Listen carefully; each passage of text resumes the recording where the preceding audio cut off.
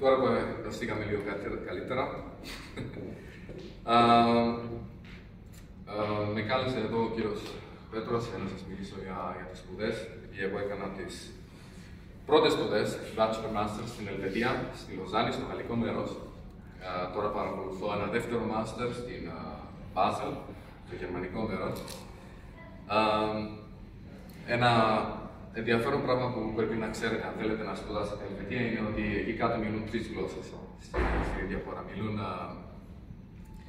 γαλλικά στην Βότ, καντόν είναι, πώς να πω, επαρχία, ας το πούμε. Γερμανικά στην Μπάζελ, Σιντίχη και υπάρχει και ιταλικό μέρος, όμως τα πανεπιστήμια εκεί κάτω δεν τα γνωρίζω και τόσο καλά.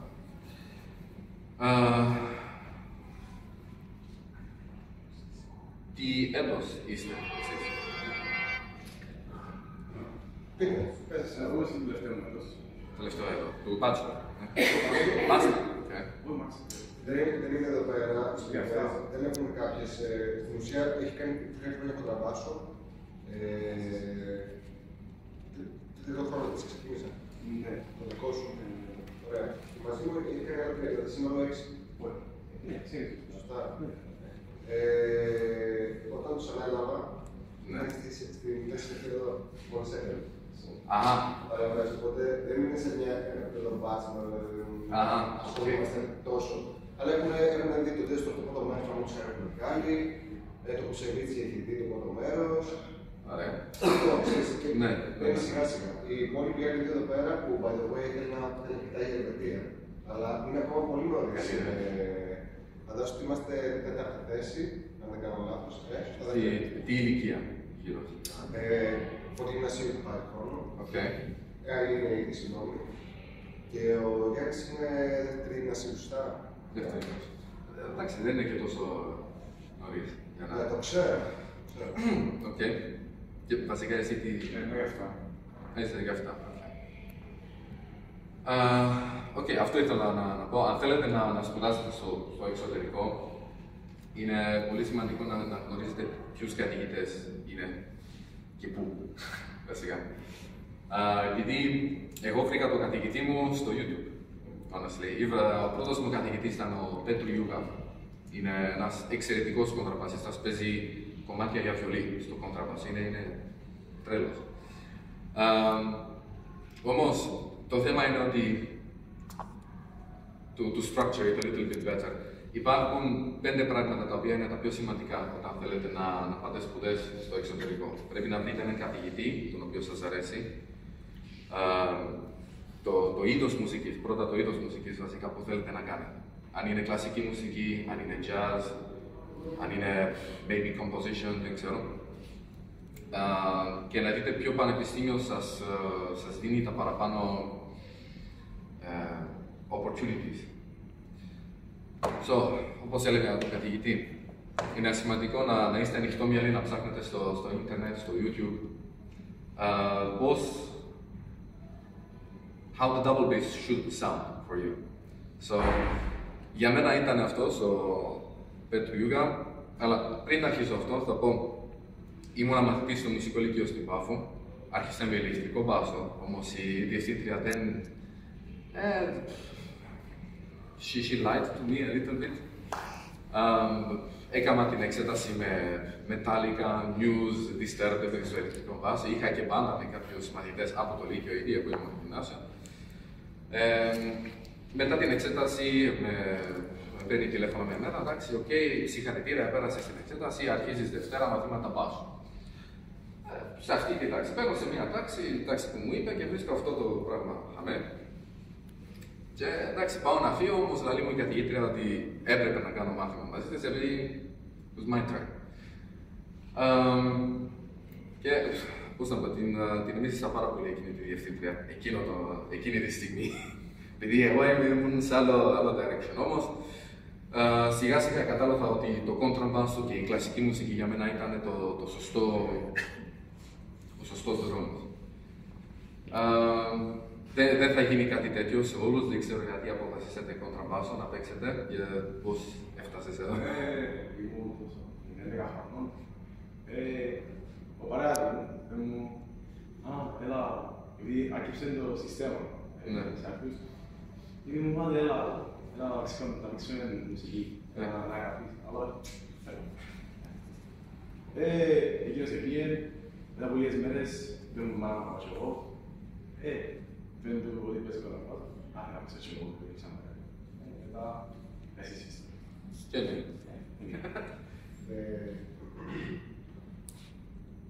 Δεν τους ξεκίνησα εγώ. Ήθελα να σας ρωτήσω να πείτε τι συναντάς στο εξωτερικό, το θέμα του επεξήματος και τι χρειάζεται, πόσο πιστεύετε ότι αυτό χρειάζεται να είσαι καλό για να μπορείς να πεις, για να αρχίσουν να το βλέπουν σιγά σιγά.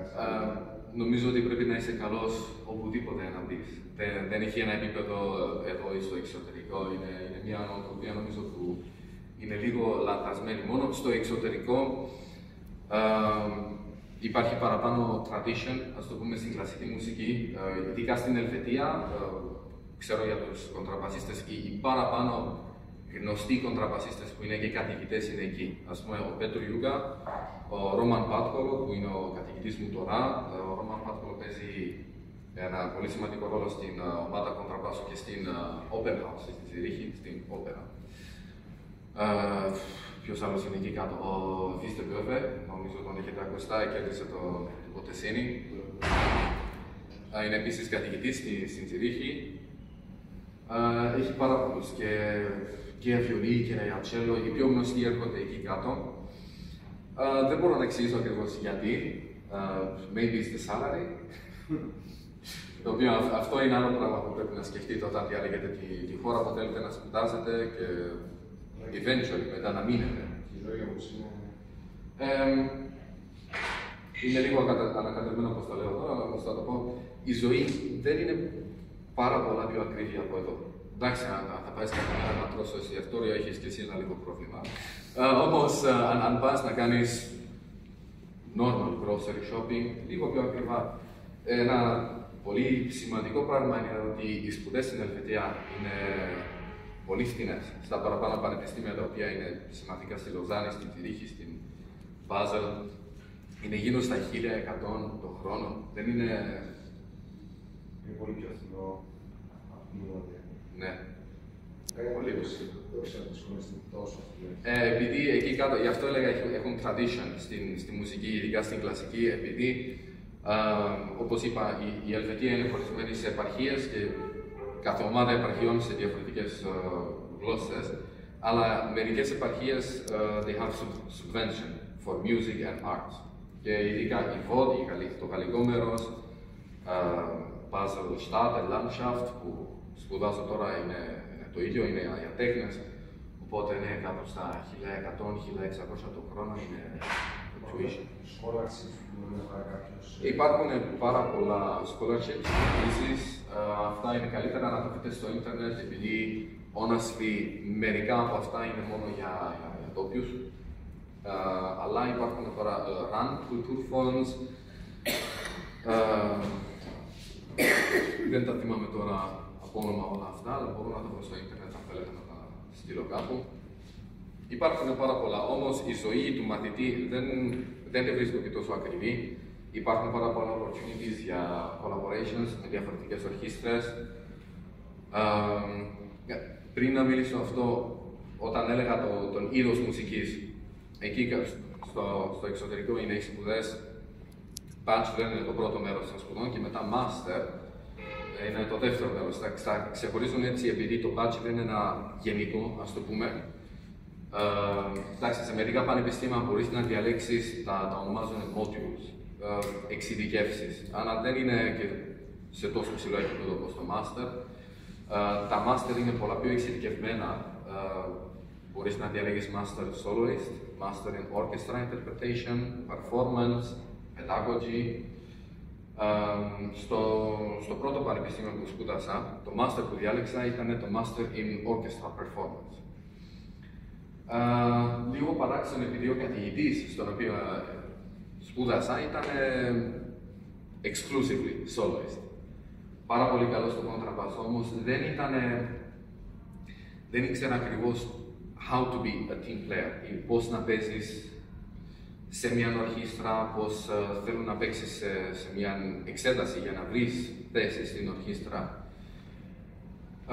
Και eventually αποφάσισε να φέρει έναν assistant, τον πρώτο κοντραμπασίστα από την Perl. Και κατά τα 2 χρόνια του master, όταν έκανα μαθήματα και με τον assistant, κατάλαβα ότι είναι μια πάρα πολύ μεγάλη διαφορά μεταξύ να παίζεις soloist, όπως έπαιξα τώρα το C minor, δεν το έπαιξα πώς παίζεται σε μια audition ορχήστρα. Αυτό παίξα πιο ελεύθερο, βασικά το παίξα και σε solo tuning. Οι παραπάνω ορχήστρες ζητούν orchestra tuning τώρα. Ναι, αυτό είναι σημαντικό να διαλέγεις τον καθηγητή που σου αρέσει, όμως που βλέπεις ότι έχει και connections ή general knowledge as well. Δεν πρέπει να είναι ο καλύτερος ή ο πιο γνωστός ή πιο popular. Στην ακρόαση στο εξωτερικό, για ορχήστρα σου λένε πριν την ακρόαση τι μαθαίνουν. Ναι. Υπάρχουν μερικές ορχήστρες που ξεχάνουν, αλλά οι παραπάνω ναι, γράφουν επειδή έχουν στο moveapp.com. Γενικά, when you apply, when they invite you, σου λένε ακριβώς ότι πρέπει να παίζεις και σε πιο tuning. Είναι πολύ σημαντικό επειδή υπήρχαν μερικές ακροάσεις τις οποίες ξέχασα να αλλάξω τις χορδές, οπότε τελευταία στιγμή αν είναι χορδές του solo πάμε να το πιο χαμηλά. Όμως ναι, αυτά δεν ξέρω, ξεκινήσατε μαζί τους μήπως τα orchestra passages? Κάποια έχουν κάνει. Κάποια, ναι. Έχουμε κάνει δηλαδή 40 μότσα, έχουμε κάνει λίγο εδώ πέρα, θέλουμε λεπτό με το σκέψο του τρίο. Ναι. Το θέλουμε. Και έχουμε κάνει και του Μάνα το τακακατά. Ναι. Ναι. Το 9 είναι λίγο παράξενο, επειδή κάθε ορχήστρα το θέλει ειδικά όπως το παίζουν εκείνοι, αλλά είναι δύσκολο να ξέρεις όταν πας για μια ακρόαση. Όπως έλεγα, αν ενδιαφέρεσαι να σπουδάσεις στο εξωτερικό και βρίσκεις έναν καθηγητή, είναι πολύ σημαντικό να to do the extra mile. Το τελευταίο χρόνο του Λυκείου, επειδή δεν είχα κάποιον να με συμβουλέψει ποιος καθηγητής είναι καλός, ποια χώρα είναι η καλύτερη για τους μαθητές, έκανα κάτι που το ονομάζω εγώ study tourism. Τον τελευταίο χρόνο του Λυκείου πήγα παντού όπου μπορείτε να σκεφτείτε για σημαντικά πανεπιστήμια μουσικής. Πήγα Βιέννη, πήγα Μπερλίν, Μάνχαϊμ, Μιούνιχ, για να δω πώς είναι οι καθηγητές, πώς εξηγούν, what opportunities do I have. Ναι, όλοι παίζετε γερμανικό ή γαλλικό? Ένας γαλλικό παίζει γερμανικό, ο Γιάννης παίζει γερμανικό, ο Τίσσερς παίζει γαλλικό. Δεν είμαι εγώ γαλλικό, έχω τελειώσει, αλλά δεν είμαι... Δεν έχω κάνει γαλλικό, να σου κάνω γαλλικό. Ναι. Ψάχνω να διαλέξω. Επειδή αυτό είναι σημαντικό, υπάρχουν χώρες, η Γαλλία, η Ιταλία είναι λίγο πιο flexible, αλλά ειδικά η Γαλλία και από ό,τι ξέρω η Αγγλία είναι strictly on the French bow. Το ίδιο είναι και η Γερμανία, η Αυστρία είναι λίγο παραπάνω από German bow. Θέλουν, επειδή υπάρχουν πάρα πολλοί τρόποι να κρατάς το ψάρι, θέλουν τον τρόπο τους, το γερμανικό, οι Αυστροί. Ναι, δεν είναι ακριβώς έτσι. Το πρώτο δάχτυλο είναι λίγο παραπάνω από το. Δεν το κατάλαβα από τη στιγμή που είδα ότι είναι τόσο κλειστό μια λίγη. Εντάξει, οι ακροάσεις εκεί κάτω είναι λίγο δύσκολες.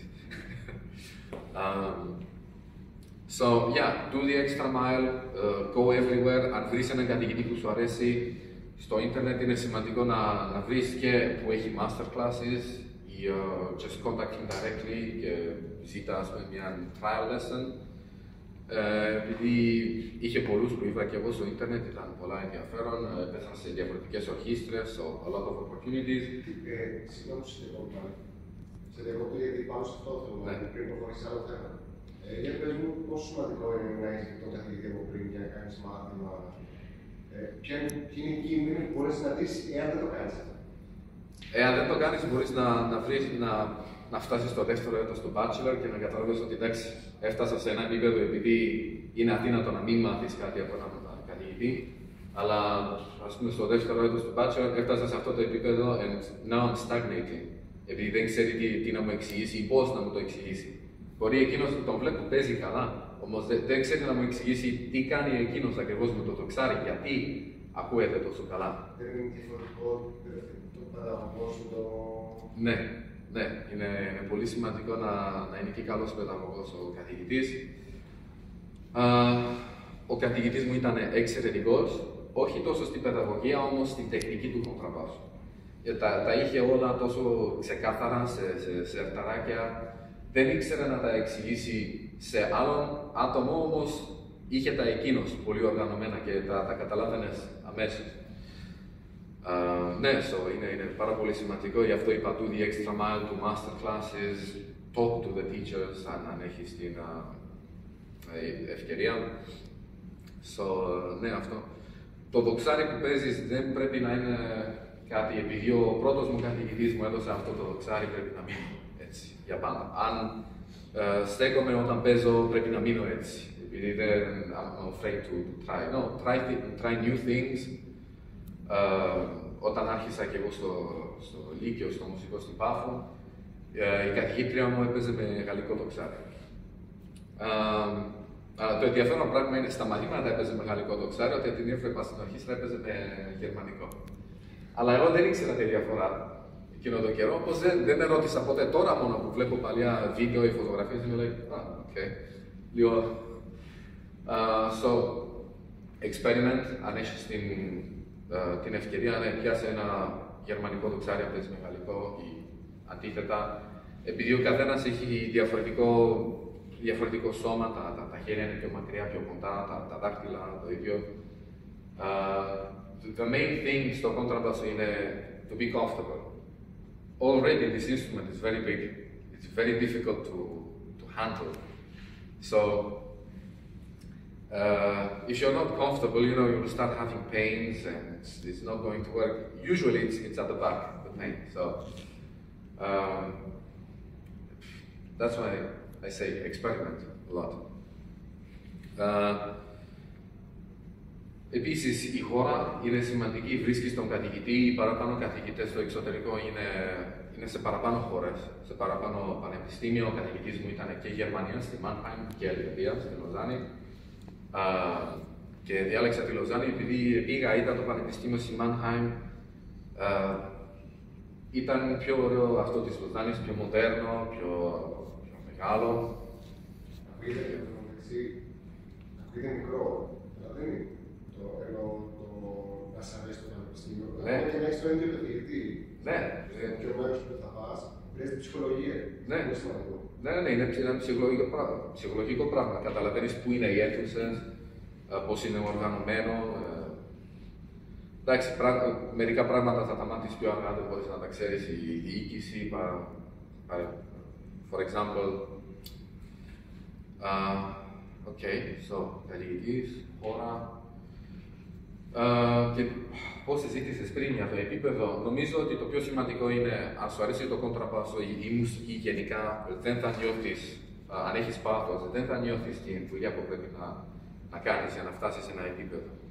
Και μια μέρα, simply, you will be at a certain level που δεν θα σε ενδιαφέρει πλέον ποιο είναι το επίπεδο εκεί, ποιο είναι το επίπεδο εκεί και έτσι να διαλέγεις που θα πάει. Επειδή αυτό δεν είναι σωστό, αυτό σημαίνει ότι κάνεις τη μουσική και το κοντραμπάσο just as a job. Και εντάξει, μπορεί να το κάνεις. Έχω και συμμαθητές στο παλιό πανεπιστήμιο που σκέφτονταν έτσι, όμως δεν φαίνει τη χαρά, το fulfillment η οποία πρέπει. Να κάνω παρένθεση για αυτό, συγγνώμη. Να σημειώσω, έκανα μια εισαγωγή να το παρουσιάσω και για τον άρθρο. Δεν χρειάζεται κιόλας. Εγώ τον άρθρο το γνωρίζω από τα πρώτα του χρόνια, στο Μουσικό Σχολείο Πάφου, στην αρχή στην Αττική. Και μου έκανε τρομερή εντύπωση. Δηλαδή, καταρχήν γνωρίζουμε είμαστε στη Λευκοσία, κανένας δεν γνωρίζει τι είναι η Πάφος. Όσον αφορά τα δεδομένα, τα καλλιτεχνικά, μπορεί να πετύχει καλύτερη εδώ που ήταν το Cultural Capital κτλ. Αλλά όταν μιλάμε για μουσικό σχολείο Πάφου, τα δεδομένα είναι πάρα πολύ μικρά σε σχέση με οποιαδήποτε άλλη πόλη. Και εν τούτης, η αγάπη του άρθρου για τη μουσική και το όραιο συγκεκριμένα, δηλαδή οι πολλές του λέξεις που είπε ότι το δεδομένο μόνο είναι άρθρο, αλλά δεν είναι τυχαίο, δεν είναι κάτι, δεν είναι διαγνωρούς απόματος που δεν είναι άρθρο το πράγμα. Λοιπόν, ήταν η ζωή του άρθρου το να ξυπνά το πρωί και να δει ότι το πρόγραμμα αντί να φάει πρωί θα διαβάσει κονταπάσου. Πώς θα μελετήσει κονταπάσου. Δεν θέμα μελέτης, αλλά αγάπης για το κονταπάσου. Είναι μια συνέπεια απέναντι στη μουσική και όλο δηλαδή του πήρε και το προσέξει από την πρώτη στιγμή στον άρθρο όταν πήγαινε κάτω να κάνουμε τις δοκιμές. Δηλαδή δεν χρειάζεται να καταλάβω κάτι άλλο. Είναι τρίμερα που κάνουμε, κάτι τετραμέρα. Τώρα έβλεπε τις κάτι γωνιές με κάτω που δένταρα, κάτω που στέγες, έβρεσε ο σιόνις. Ήταν ακριβώς η ίδια κατάσταση. Δεν έβρισκε ποτέ κάποια δικαιολογία για να σήμερα. Δηλαδή απλά ήταν αγάπη του. Αυτό είναι που λέει. Ή το αγαπάς και το ακολουθάς και δεν βλέπεις ούτε πόσο θα προετοιμαστείς, ούτε πόσες ώρες θα λέξεις, ούτε αν είναι μέρα ή νύχτα ή βράδυ, αν έφαγε ή δεν έφαγε. Ή το αγαπάς, ή το κάνουμε έτσι για κάποιον άλλο λόγο. Και για αυτό που λέει ότι δεν θέμα ποιο επίπεδο φτάνει. Αλλά εφόσον το αγαπάς, και εφόσον η ζωή σου είναι μουσική, πλέον υπάρχει το ερώτημα αν είσαι έτοιμος ή όχι σε κάποιον certain level, σε κάποια στιγμή. Πιστεύω ότι δεν υπάρχει καν λόγος. Ναι, ευχαριστώ Πέτρο. Ακριβώς αυτό ήθελα να πω. Ναι, αν το αγαπάς δεν νιώθεις τη δουλειά και ναι, φτάνεις στο επίπεδο you don't even know when. Ναι, ακριβώς. Εγώ θέλω να μείνω λίγο στο σημείο το risk που έχει να κάνει στη master. Ναι. Από ό,τι κατάλαβα υπάρχουν πολλό επίπεδο του master και πολλές καταστάσεις οι οποίες μπορεί και παγίδεις. Δηλαδή μπορεί να πάει σε ένα master οπουδήποτε. Πώς το επιλέγεις το χώρο να γράψεις το master σου και σε συγκεκριμένα, όπως βάζει ο προγνώσης, όπως το λέω στο φίλο εδώ, το όνομα σας, ο Λουκάς. Όπως είπε προηγουμένως, δεν έχει σχέση με το πανεπιστήμιο, ούτε οι χώροι, έχει σχέση με καθηγητής. Μήπως αυτό έχει σημασία για την επιλογή του master. Γενικά νομίζω ότι είναι καλύτερα να κάνεις το master στην ίδια χώρα ή στον ίδιο καθηγητή που έκανες και το bachelor, επειδή λίγο θα ανοίξω μια παρένθεση. Στην Ελβετία το bachelor είναι 3 χρόνια και το master είναι 2. Το καθένα από αυτό είναι 1 χρόνο λιγότερο από, for example, η Γερμανία ή η Αυστρία, όπου είναι 4 με 3. Είναι λίγο παραπάνω στρες, αν είναι έτσι συμπυκνωμένα, αλλά εγώ το βρίσκω πολύ καλύτερο επειδή you finish earlier and then you have more chances to do auditions for orchestras or for jobs. Να σας απαντήσω την ερώτηση για το master. Γιατί νομίζω ότι είναι σημαντικό να το κάνεις με τον ίδιο καθηγητή ή στην ίδια χώρα τουλάχιστον. Επειδή όταν είσαι σε μια ξένη χώρα, αρχίζεις και κάνεις όχι μόνο φίλους, αλλά connections, γνωριμίες, υπάρχουν διαφορετικές ορχήστρες, τις οποίες αν κάνεις ακρόαση, even if you don't take the audition, if you make a good impression, υπάρχει μια μεγάλη περίπτωση που θα σε κρατήσουν σε μια λίστα σαν replacement or outside help. Επειδή πολλές ορχήστρες δεν έχουν και section κοντραμπάσου όπως η Wiener Philharmoniker, η Berliner με 8 ή 10 κάποιες φορές κοντραμπάσα, είναι λίγο πιο μικρά και όταν θέλουν να παίξουν τέτοια μεγάλα, παίρνουν τηλέφωνο εκείνους που ξέρουν. Εκείνους που έκαναν τις ακροάσεις and they made a good impression, but they were not the chosen one. Με τον ίδιο καθηγητή να κάνεις το ίδιο το master, επειδή εντάξει, τα 3 χρόνια του bachelor μαθαίνεις ένα γενικό επίπεδο, ειδικά στο όργανο, και κατά αυτά τα 3 χρόνια επίσης υπάρχει το θεωρητικό μέρος των σπουδών. Υπάρχει harmony, solfège, analysis, history of music, τα οποία δεν θα σου αφήσουν και τόσο πολύ χρόνο να σκεφτείς για ακροάσεις.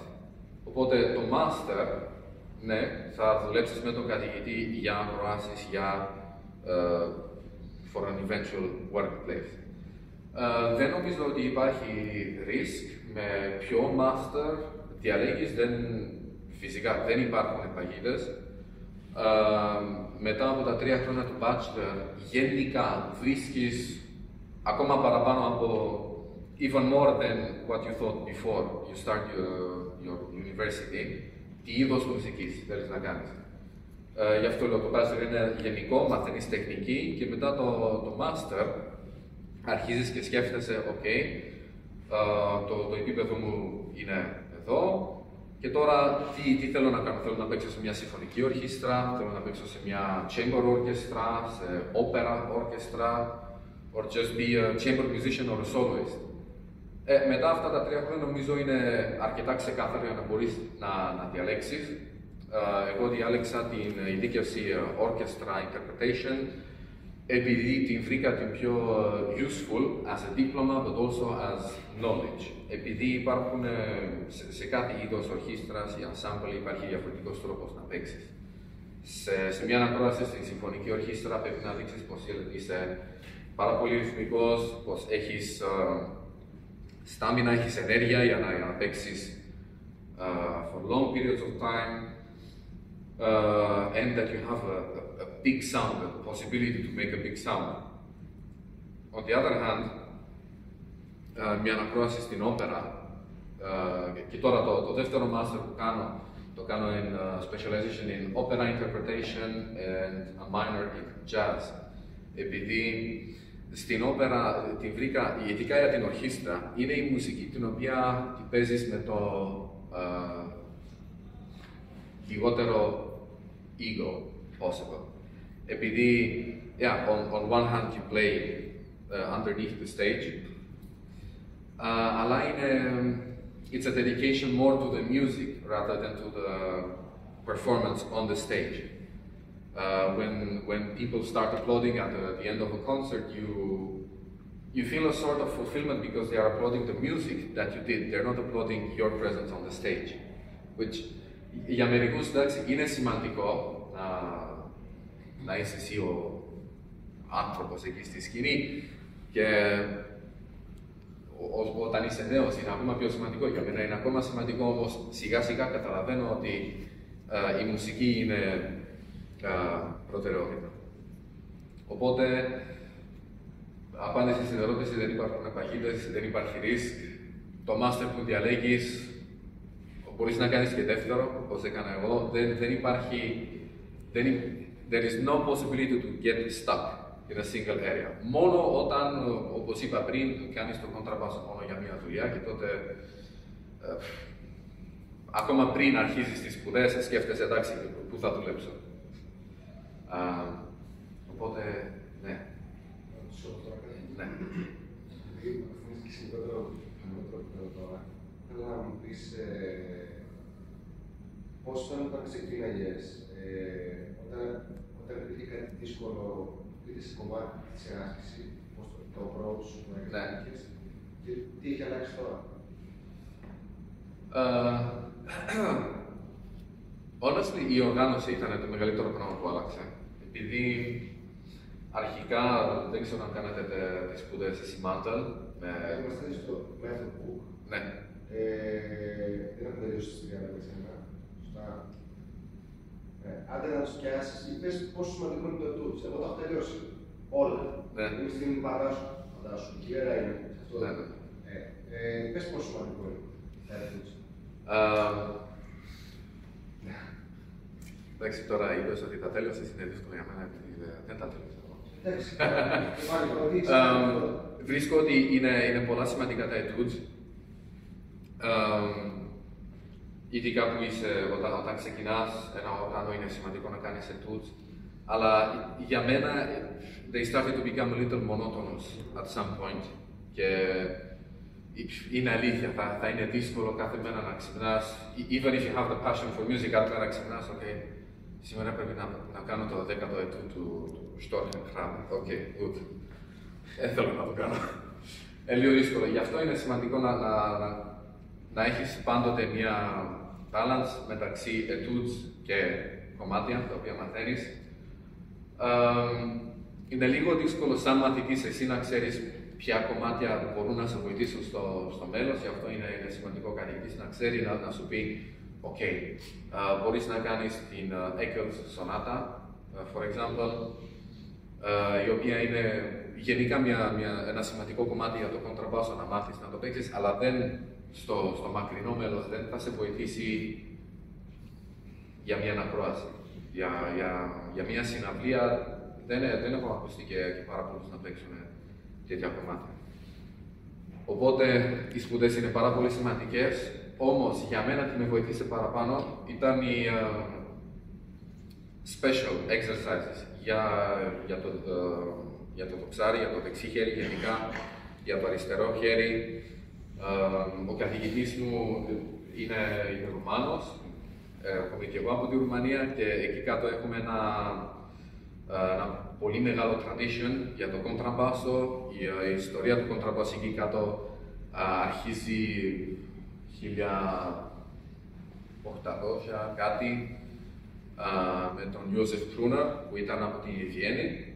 Ήρθε σαν καθηγητής στη Βουκουρέστη και μετά από εκεί κάτω άρχισαν καταπληκτικοί καθηγητές να βγαίνουν, ο Κέπτα, ο Τέτσελ και μετά άρχισαν οι κοντραμπασίστες σαν performers να βγαίνουν.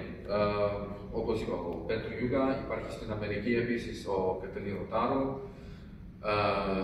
Υπήρχε, δυστυχώς επέθανε εκεί κάποια χρόνια ο Wolfgang Güttler. Ναι, ξέρω, είναι γερμανικό όνομα, όμως είναι Ρουμάνος, trust me.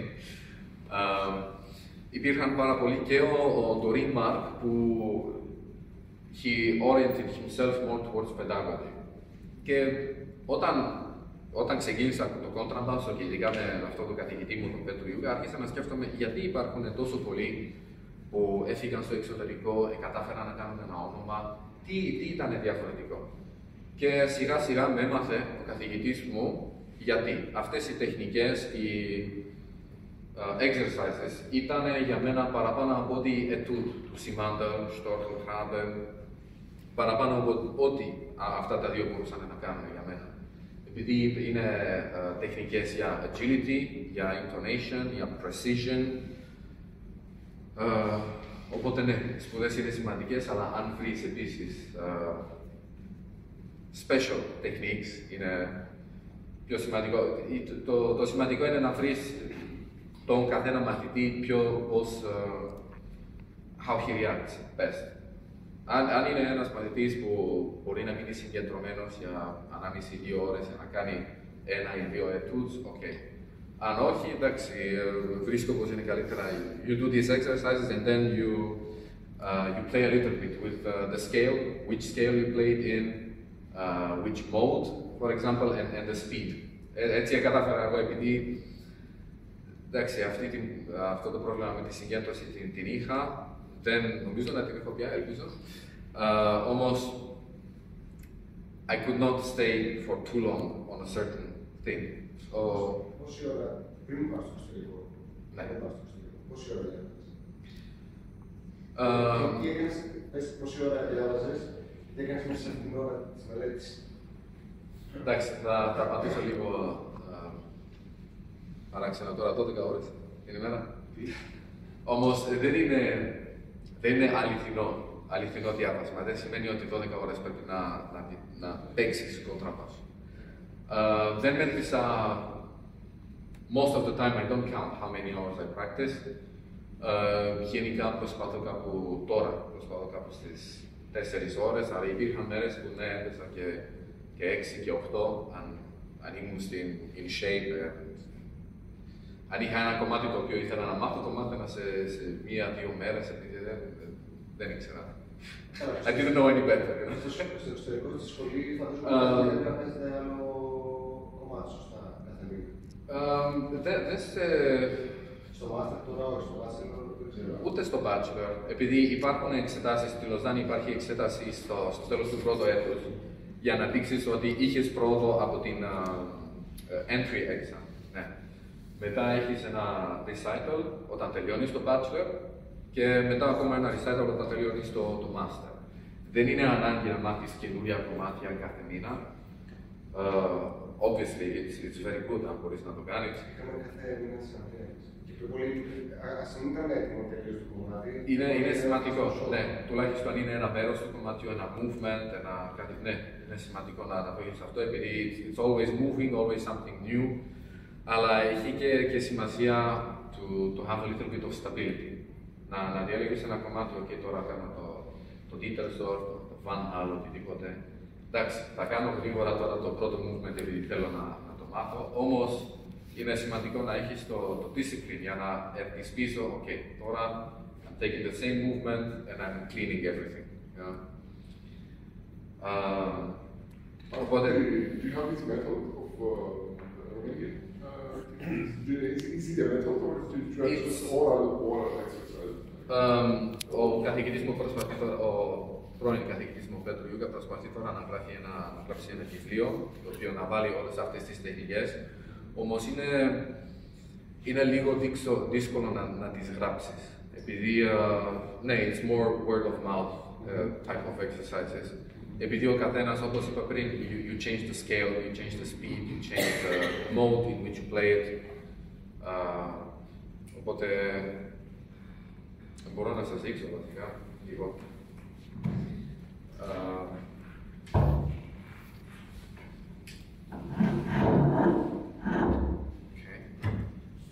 Υπάρχουν παραπάνω exercises, η μία για την stability, στο αριστερό χέρι, παίρνεις just a regular quint.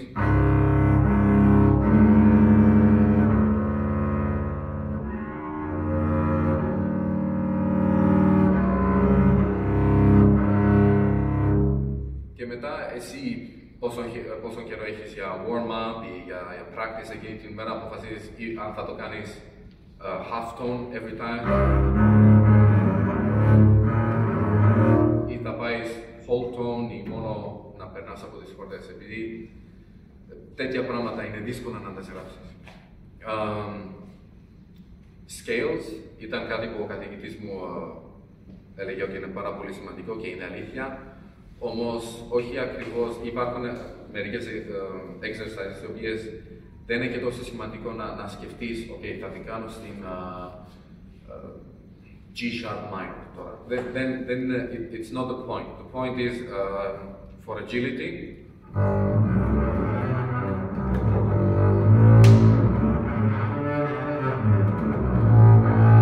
And you stay in the same scale, just play the same scale from a different starting point every time, always over 4 strings. And you can try to write this, but it's not going to be very logical. You know, 2 notes are going to be in the same position, then you change into some position. So, exercises like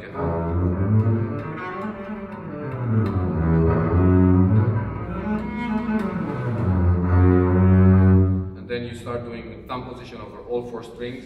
Κάτι που με βοήθησε εμένα πάρα πολύ, ειδικά για το δεξί χέρι, ήταν I was forcing myself to play also on the E string as high as possible, anything. Other exercises which you can play in different modes are exercises for virtuosity. We call it the Dorin Mark exercise. Actually, it's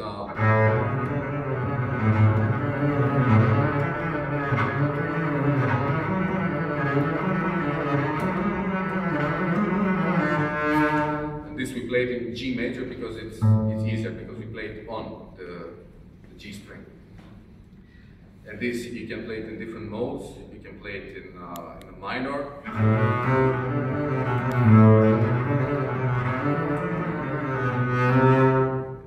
And you can change things around. That's why it's difficult to write. So okay, I will not start with technique now because I will not finish. Ναι. Έχω πρόβαση, εγώ μου γράφω. Χάρηκα που συγχωρώ. Να σε βρω στα social, ok. Ναι, σίγουρα. Χάρηκα. Καλό πας. Ναι. Θέλω να εξηγηθείς τα νέα παιδιά της Κύπρου, μπορούν να παίζουν και μουσική. Εγώ ξέρεις, στην Κύπρο ενδιαφέρεται για μια αποκατάσταση στην Κύπρο. Τα έμενα παίζει μουσική. Να έχει μια αποκατάσταση, να έχει μια δουλειά. Ναι.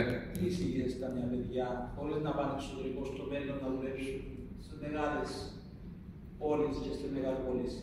Μένοντας στην Κύπρο, τι προσφέρει η Κύπρος στο κομμάτι του contrabass σήμερα? Για την Κύπρο δεν ξέρω ακριβώς τι προσφέρει. Ξέρω την ορχήστρα της Συμφωνικής στην Λευκοσία, η οποία τη βρίσκω μια πάρα πολύ καλή ορχήστρα που it's always changing, always evolving. Παραπάνω από αυτό, δυστυχώς δεν ξέρω. Υπάρχουν παραπάνω opportunities in teaching rather than playing here. Νομίζω παραπάνω από αυτά μπορεί να σας πει ο κύριος Πέτρος, ο οποίος είναι εδώ. Βασικά, εγώ πήγα στο εξωτερικό, so my connection is not so actual. Νομίζω ότι σε αυτές τις περιπτώσεις το ερώτημα δεν είναι αν έχουμε επιλογές στην Κύπρο ή οτιδήποτε, το θέμα είναι το που πάνε προηγουμένως, αν πράγματι θέλεις να κάνεις. Εγώ είμαι πάντα στα άποψη ότι τα opportunities έρχονται όπου και να δεις και πάνω από μια πέτρα να στέγεις.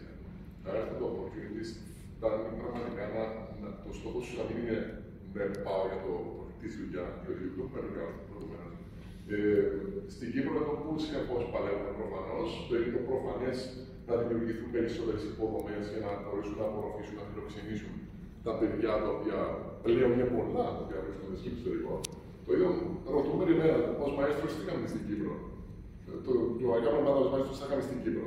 Δεν υπάρχει απάντηση σε αυτό. Δηλαδή, ένας μουσικός δεν έχει origin, δεν έχει χώρα, δεν έχει τόπο.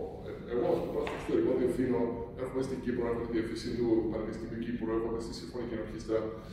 Δεν μπορείς να περιορίσεις ή να προσδιορίσεις χώρο. Μπορεί ο Άρθουρ να είναι στην Ελβετία, μπορεί αύριο να βρεθεί ξαφνικά να βρεθεί οπουδήποτε. Αυτό το πράγμα είναι, αν το θέλεις να είναι η ζωή σου, όπως και οτιδήποτε, δεν υπάρχει χώρος και χώρα που να μην μπορείς να δημιουργήσεις. Είναι η αγάπη που ναι, δηλαδή μπορεί να φαίνεται πολλά τοπικό, μπορεί να είναι κλατωνικό που λέω. Είναι πραγματικότητα. Είναι, πιστεύω, πραγματικότητα. Δεν ξέρω αν θέλει να με διαψεύσει. If you stress about trying to get a job at some point, it is not going to happen. You know, it is the rules of Murphy, after all. So, για να εξηγήσω τι έλεγα πριν με τις 12 ώρες διάβασμα, για να μην φοβηθείτε. Μια μικρή παράθεση. Αυτό μου είπανε όταν πήγα εγώ σε αυτό το τουρισμό σπουδών που έλεγα πριν. Αυτό μου είπανε στη Βιέννη. Πήγα στα δύο πανεπιστήμια και στο ένα, στο Μοτσάρτο, με ρώτησα καλά, πώς μπορώ να φτάσω κι εγώ έτσι. Και ένας από τους καθηγητές εκεί πρέπει να σπουδάζει 8 ώρες κάθε μέρα. Και δεν μου εξήγησε παραπάνω. Άρχισα να φοβηθώ. Άρχισα να διαβάζω 8 ώρες την ημέρα. Δεν μπορούσα πλέον να σχεδόν τα σπάτα. Όμως, τι θέλω εγώ να πω με τις 12 ώρες την ημέρα είναι ότι ναι, ένα πράγμα είναι το διάβασμα practically on the instrument. Άλλο πράγμα είναι να είναι always on your mind. This instrument or the music that you play. Επειδή διάβασμα είναι και αν έχεις μέσα στο μυαλό σου obsessively, ένα μέρος του κομματιού που προσπαθείς να μαθαίνεις, δεν το έχεις ακόμα πέσει στο contrabass, όμως το ξέρει και non-stop in your mind is playing, you know.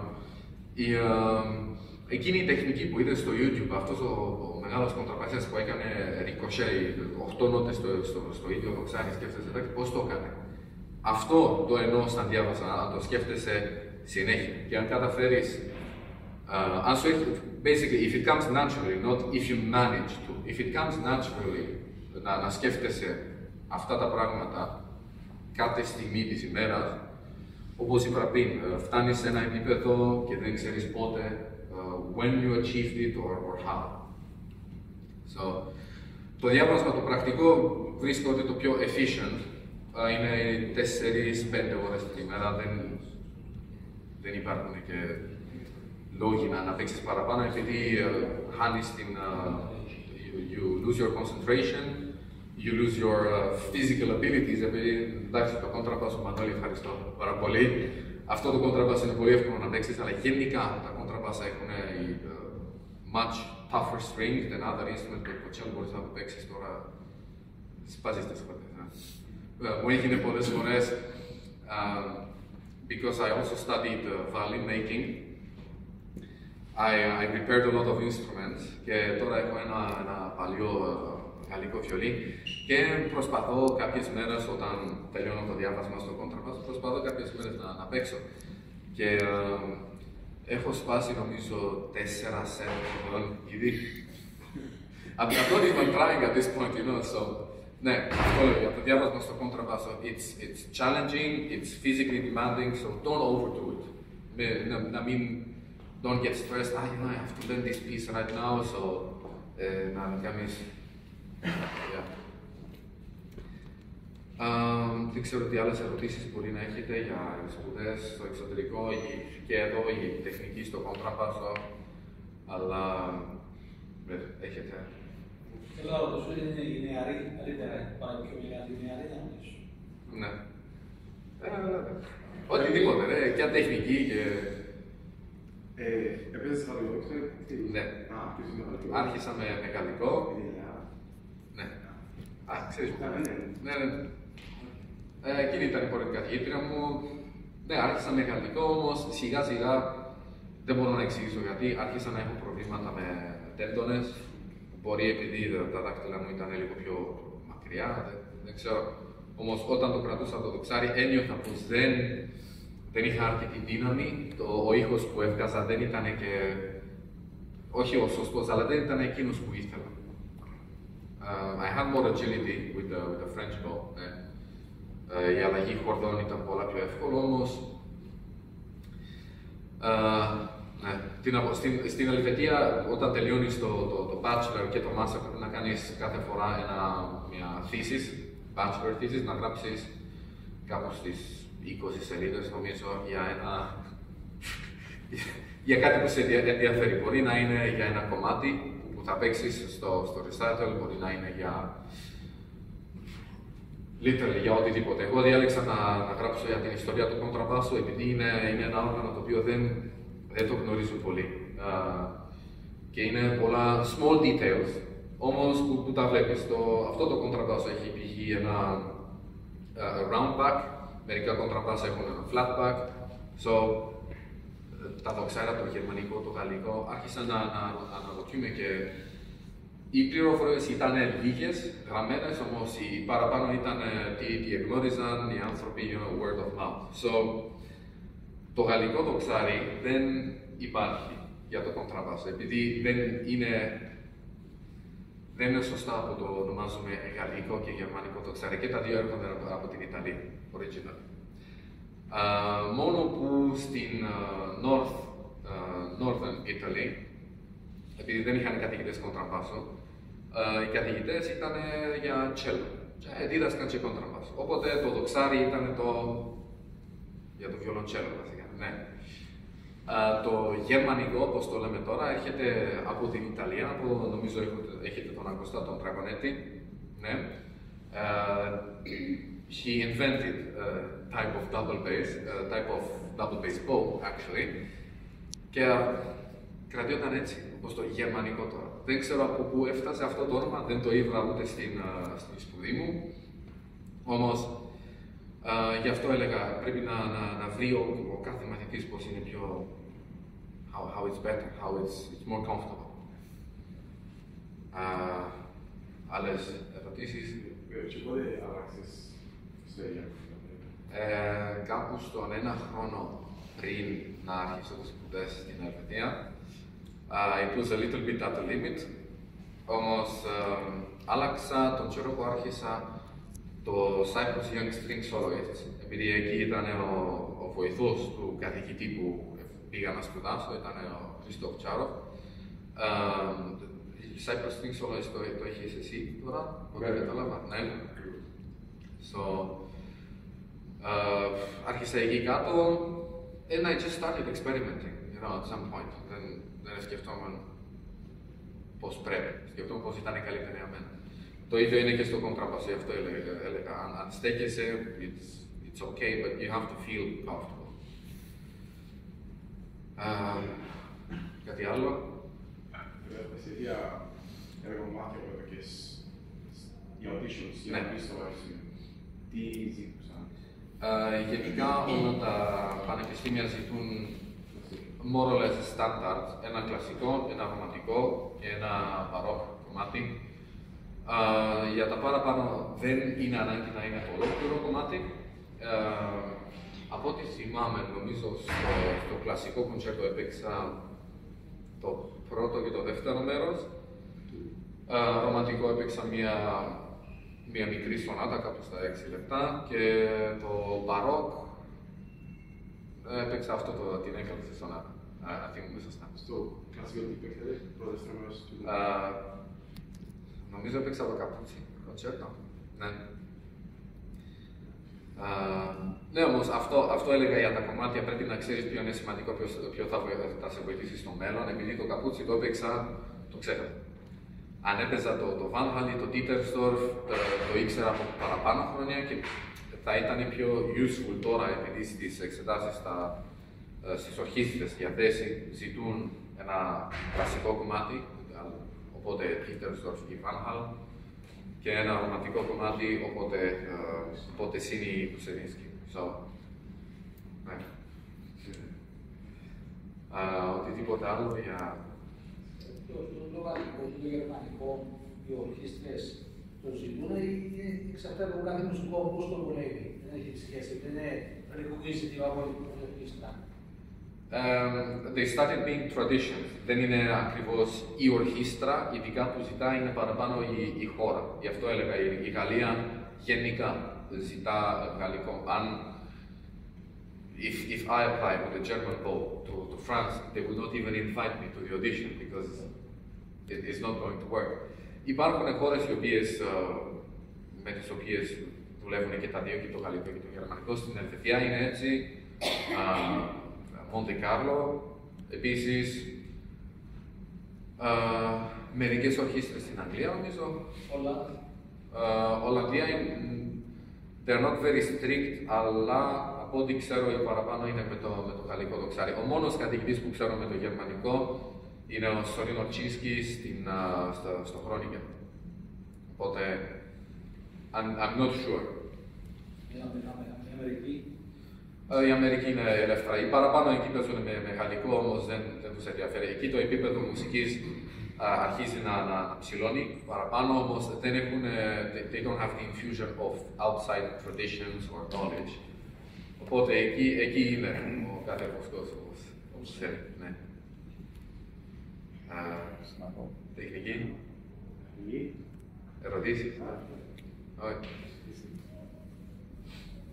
Επειδή αν μπορείτε να ρωτήσετε, γι' αυτό είμαι εδώ, I'm here as an opportunity, as a chance for you to learn more. Οτιδήποτε θέλει να ρωτήσει ένα πάνω τεχνική, δεν είναι κάτι που σας βγαίνει, κάτι που δεν πετυχαίνει, κάτι οτιδήποτε, αν υπάρχει κάποιο τρόπο ή κάποιος, ό,τι θέλετε να ρωτήσετε για το...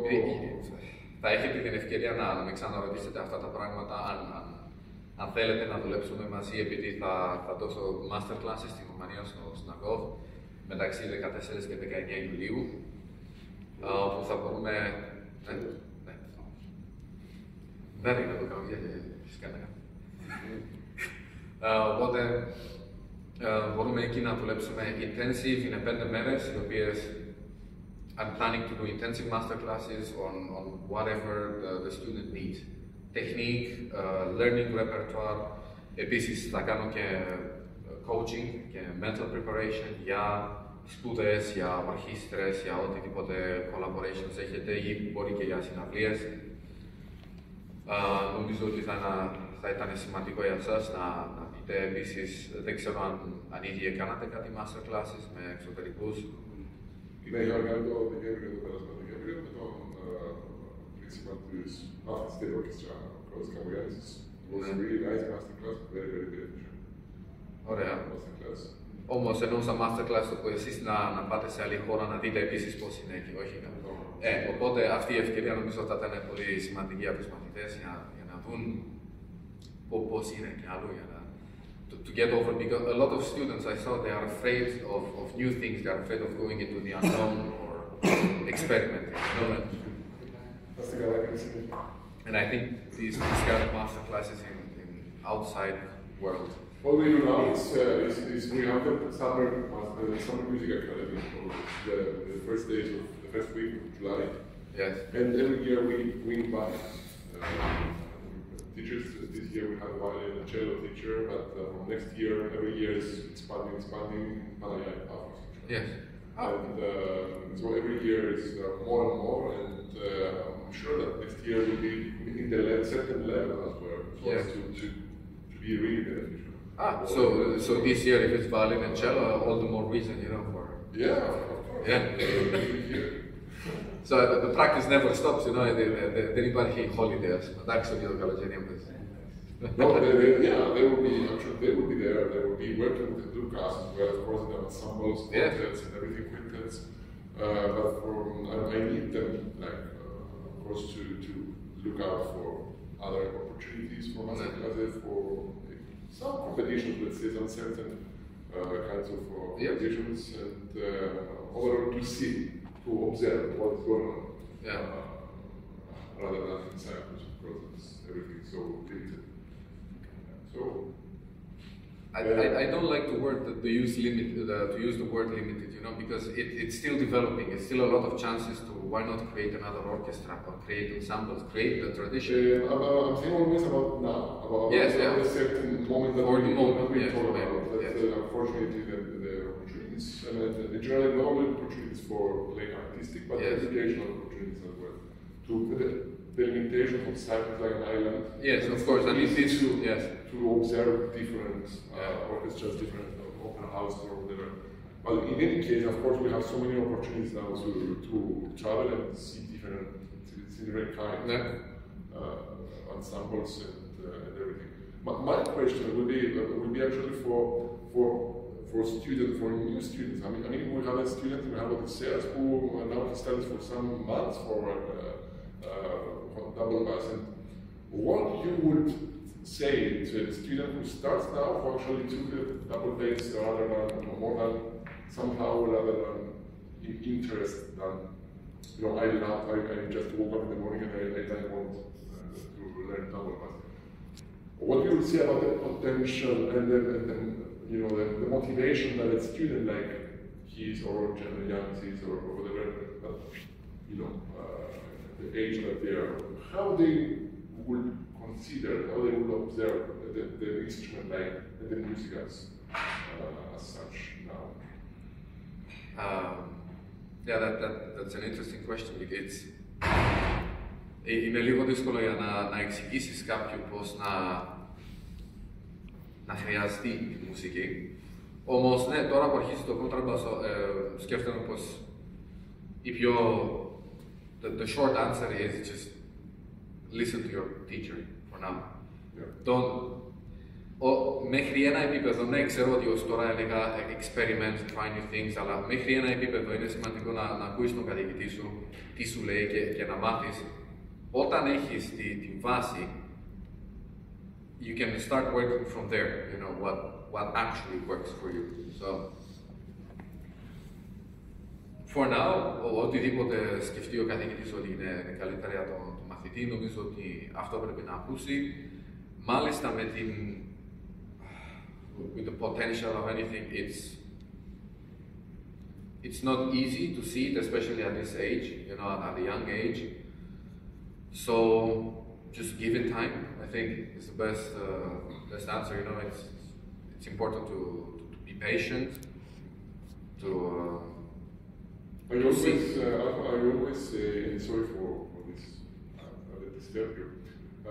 As a conductor, as a very conductor now, and I always, as an artistic director here, I always try to pursue the double bass as an instrument and students to learn to study double bass rather than violin. That is the common instrument that everybody studies and everybody chooses. I always say that double bass, for me, the score is the lowest instrument, of course, in the score, but this means that it supports. Yes. That not only starts the ensemble, but not only supports the ensemble, but it's a fundamental. Without double bass, there is nothing.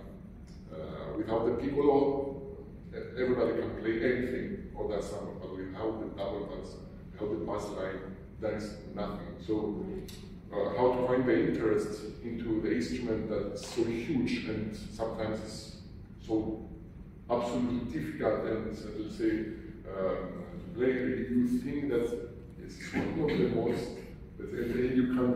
And you can, of course, support this statement like from your experience. Of course, I think thinking this technical like this, because it's there, it's supporting the orchestra, the ensemble. It's a little bit too mature maybe to think, but how can I say? The main thing is to realize how cool the instrument is after all, because it's being the lowest of the string instruments. You don't only play like you hear it, you feel it, Even when you play an open string in pizzicato, it's just, So, I think for younger generations, it's kind of this, just to show how cool it is and the potential that it can play anything, it can play jazz, it can play classic, contemporary music. Thinking about classic instruments too in detail, I think kind of loses the charm, especially for young students, because then they're like, it's boring, it's old people music, So, it's a cool instrument, it's big, so I guess you can show it off, And, I think these are the main ways, you can motivate young students to start. I mean, it's how I decided to play. The electric bass was already cool. You could put it as loud as you want, of course, but it doesn't have the same presence, I think, on stage than coming with this lapi, and I'm here. This is me. So, I think it's it. So, if there are no more questions, Manoli, good. Okay. Να πω εγώ, είμαι μητέρα από τα παιδιά. Νομίζω ότι είναι φοβερή ευκαιρία που είστε εδώ σήμερα για τα παιδιά. Μπορούν να πούμε πραγματικά τι μπορεί κάποιος να πετύχει με ένα κοντραμπάσο, είτε είναι στην αρχή, είτε τώρα κάνει τα βήματα του για σπουδές. Νιώθω ότι είναι φοβερή ευκαιρία για να κάνουν ένα connection μαζί σας για μετέπειτα. Νιώθω ότι είστε και πολύ σπουδαία ψυχή, είπατε πολύ ωραία πράγματα, τα οποία σπανίζουν στις μέρες μας για τα παιδιά. Είστε πολύ ιδιαίτερος χαρακτήρας και πρέπει πραγματικά τα παιδιά να πάρουν αυτή την ευκαιρία και να έρθουν σε επικοινωνία μαζί σας και ίσως στο μέλλον να επικοινωνείτε με κάποιον τρόπο. Γι' αυτό έδωσα το παράδειγμα των masterclass που θα κάνω το Ιούλιο, επειδή,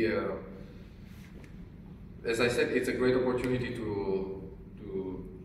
study practically on the double bass, any technique, any repertoire they want to learn, but also coaching, to know what they will do in the future, and Είναι ανεξάρτητα από το επίπεδο του masterclass. Ανεξάρτητα, ναι. Οποιοδήποτε μπορεί να έρθει, επειδή κανονικά, ναι, όταν βρεις masterclass στο ίντερνετ σου ζητούν ένα δίπλωμα ή κάτι τέτοιο. Όμως εγώ δεν βρίσκω αυτό σωστό, επειδή it takes the opportunity from a multitude of other kind of people, Και η γλώσσα που θα διδάσκεται το masterclass είναι στα αγγλικά. Όχι, είναι one-to-one, εντάξει, τώρα μιλώ λίγο μισά-μισά και στα αγγλικά. Έκανα το σχολείο εδώ, τα 12 χρόνια, μην φοβάστε, μιλώ ελληνικά όμως, που πήγα σπουδές σε Ελβετία, είχε πολύ καιρό, κάπου στα 6-7 χρόνια, που μου έλειψε λίγο αυτή η ελληνική γλώσσα, οπότε υπάρχουν κάποιες λέξεις οι οποίες μου λήφθηκαν στα ελληνικά, που έρχονται στα κυπριακά, στα παφίτικα, όμως δεν θέλω να το πω έτσι. Οπότε ναι, τα masterclass θα γίνονται σε οποιαδήποτε γλώσσα είναι πιο εύκολα για το μαθητή. Μιλώ ελληνικά, αγγλικά, γαλλικά, γερμανικά. Ελληνικά, ναι. Συγχαρητήρια, χίλιες φορές μπράβο Ευχαριστώ πολύ. από εμάς που δεν ξέρουμε πολλά από μουσική. Όλοι μαθαίνουν.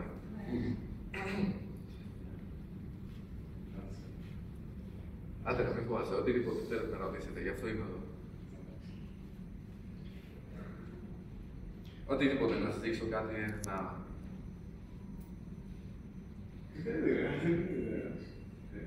Κάντε, θέλεις να παίξεις κάτι. Αν θέλετε, θα είχα καιρό να κάνω ένα μικρό μάθημα με ένα... Εντάξει, 2 χρόνια. Sì, c'è. Εντάξει, δεν ξέρω. Εντάξει, ξέρω θα να πεις.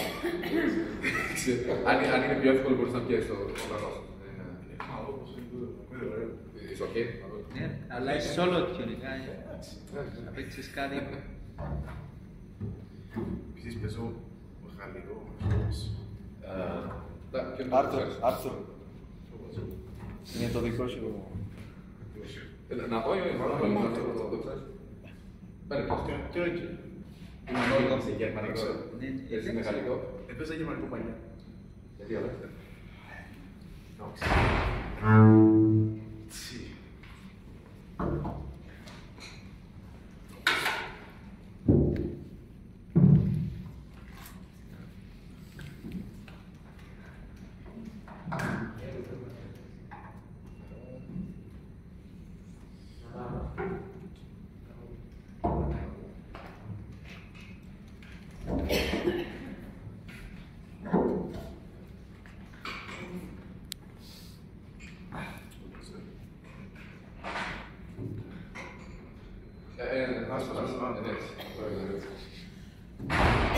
Σκεφτείσαι κάποιο άλλο, τα παίξεις. Όχι κάθε να είναι αυτό. Το μαρέπει. Έλα, πιο ψηλά, πιο χαμηλά, πώς το δεις. Είναι περίεργο.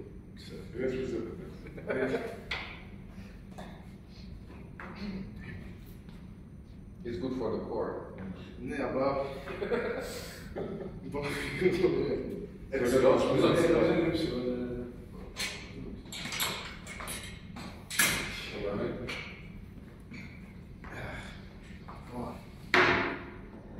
Okay?